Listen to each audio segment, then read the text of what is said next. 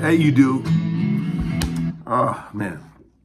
Hank Williams Jr., 1982, live.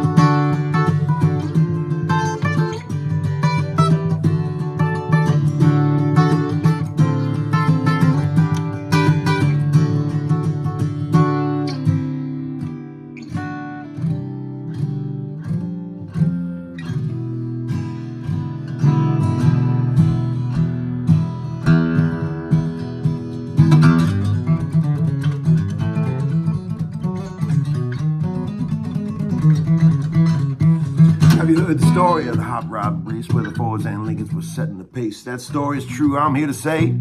I was driving that Model A. Got a Lincoln motor and it's really souped up. That Model A body makes it look like a pump. Got 8 cylinders, use them all. Got overdrive, just won't stall. Fallback carb and a dual exhaust and 411 gears. You can really get lost. Got safety tubes, but I ain't scared. The brakes are good, tires fair. Pulled out San Pedro late one night. The moon and stars was shining bright. We was driving up Grapevine Hill, passing cars like they was standing still.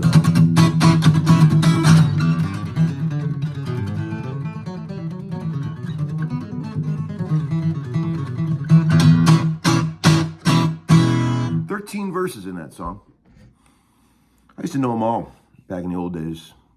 You know, I care about lyrics. You know, a lot of musicians don't care about lyrics. It amazes me, honestly. I'll be on sessions with guys, and like, they play us a song that we're supposed to work on, and like there'll be some really heavy lyrics in it, right? You know, and like I'll just do it one time, and I'm just like, damn, okay. And I'll like look at the writer, and I'll mention some line from like the third verse that really struck me, and they're like, "Oh, thank you, yeah, it's great," you know. And the other players will look at me like, "Dude, how did you hear that? What are you doing?" Like they're just looking at their charts, looking at the music. Dude, lyrics are everything. The singer in the lyric informs everything you're supposed to be playing. As I've said a million times. If you don't zone in on what the singer's doing and what they're singing about, you might as well not even be playing on the song. Because what's the point? I mean, you should be supporting what they're saying, what they're singing, how the emotion of the song. Have we talked about this a million times before? I'm just going to say it again. Speaking of a singer, 1982, live, Hank Williams Jr. My God. I mean, what a voice. Holy shit. Man, I got to make a record with him. I'm such a fan. You guys know I love Hank. I mean, me and Dan Arbach always talk about how much we love Hank. Dan did a record on him recently, and I was like, Dan, I got to get call waiting, because when you called me to play on that, I wasn't available. I was on the other line. We joke about that, but God, man, I did a Hank record with Julian Raymond years ago, a producer, a friend of mine, and it was just great to be in the studio with him. Crazy, wow, man, you know, as you guys have heard, but musical ideas that he was throwing around, it was like, that's why he's Hank Williams Jr. I mean, everything he said, arrangement-wise, musically, it was made perfect musical sense, and I was like, well, there he is, man. That's the guy. You'll find that with these sort of, you know, colorful characters that have a reputation for being, you know, a little nutso or whatever. I remember making a record with Steven Tyler years ago, and you know, he's got a, you know, sort of a reputation of being a little unruly and stuff. Man, he was awesome in the studio. He was throwing out amazing ideas. And I was like, well, fucking A, no wonder those records were all so great. That's the guy that did it all. I mean, you could tell he was the creative force of all that stuff. I love that. So speaking of Dan Arbach, he sent me this beautiful new video of the Hermanos Gutierrez that just came out. I'll put a link there in the video description that you guys never read. I'll put that up there. Man, God, when I heard that this morning, I was just like overwhelmed with feelings of that music that they make is very thought-provoking, and even though there's no words in it, it has a way of transporting you. If you listen to the track, that's me doing all the high melody, creepy stuff with the wah.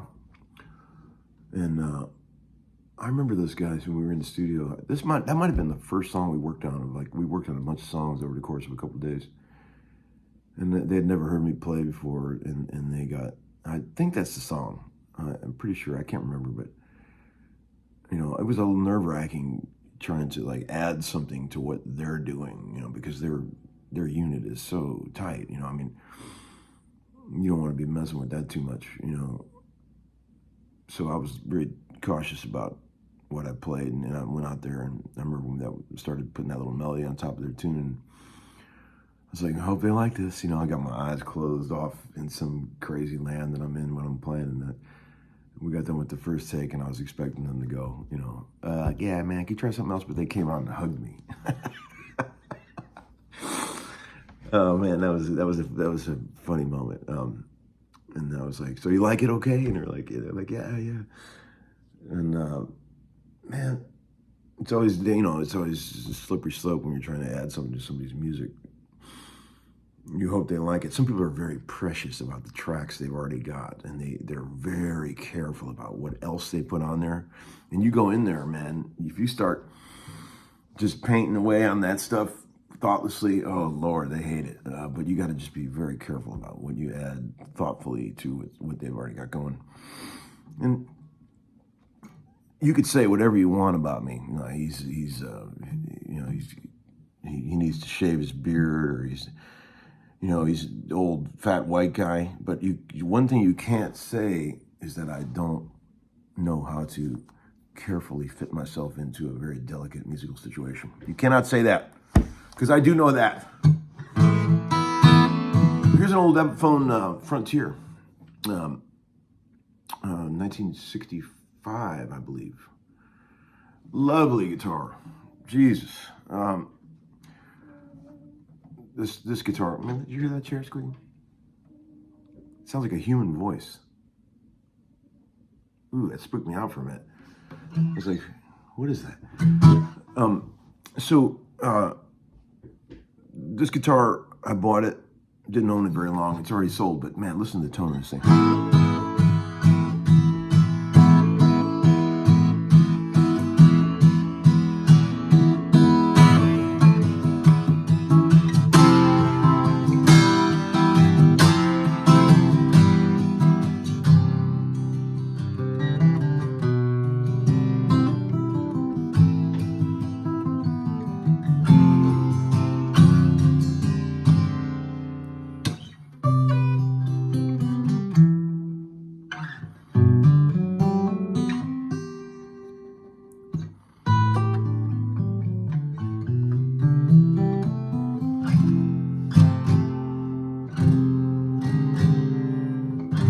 Yeah, nice one, right?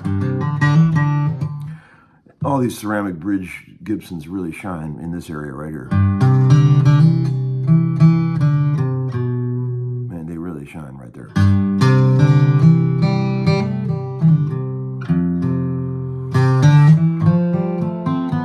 Okay, I'm just gonna make a short video today. I gotta go to work. I'm actually working today. I'm doing some Brian Wilson shit. The guy that produces Brian Wilson is, maybe it might be his last record. They sent me a couple tracks they wanted to play on. Pretty trippy hearing the guy from the Beach Boys in your headphones. But yeah, so I'm gonna go do that. Hope you guys have a great day. I'll see you at the track. When I say that, I mean the horse track. We'll bet on the ponies. That's it for today. See you later. Oh, one thing I forgot to tell you. You know my friend Tom Britt, the amazing guitar player that I took lessons from when I first moved to Nashville.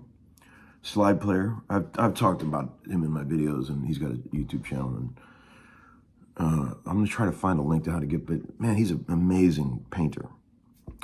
When I first put this house together, I bought a couple of his pieces of art that he does. And look at this amazing painting that he did. Isn't that amazing? Look at that, man. I love this thing. I've had it up on my wall for years. But I don't know if he's got any new stuff, but you should look at his artwork. Tom Britt. I'll try to find a link. All right.